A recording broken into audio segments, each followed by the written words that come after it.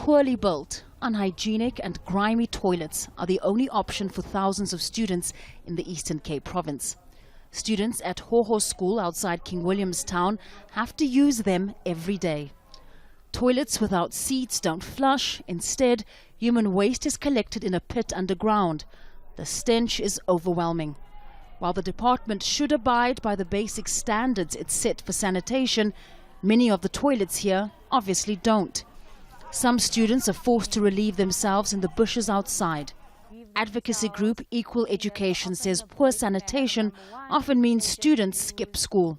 An overwhelming amount of learners say that they get bladder infections because they're holding in their urine for the whole day when there are conditions that are just untenable. Actually, very, very serious consequences on learners' education. If girls are missing school because of their very normal menstrual cycle, then what are we? Then we're not meeting the educational rights and the educational needs of that girl child. Equal Education says a quarter of the more than 5,000 public schools in this province have pit latrines like these. At least 60 schools in the province don't have any sanitation. The Department of Education says it plans to fix existing toilets and build new safe ones by 2030. By 2030, the government is saying it's going to eradicate toilets. That means for 12 more years, toilets like this are still going to exist. Even then, it took the death of 2 young students to push the government to act. Apart from being unhygienic, pit latrines are often dangerous.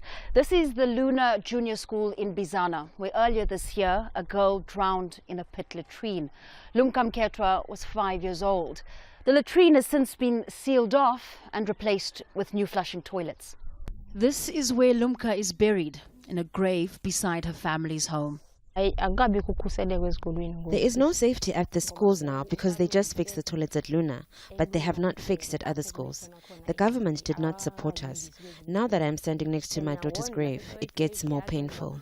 Department of Education spokesman wasn't available for an interview, but a statement from the department did say close to 4,000 schools nationwide need improvements, and the government doesn't have enough money to fix them all. Here in the Eastern Cape, the government budget will help just 12% of schools over the next decade.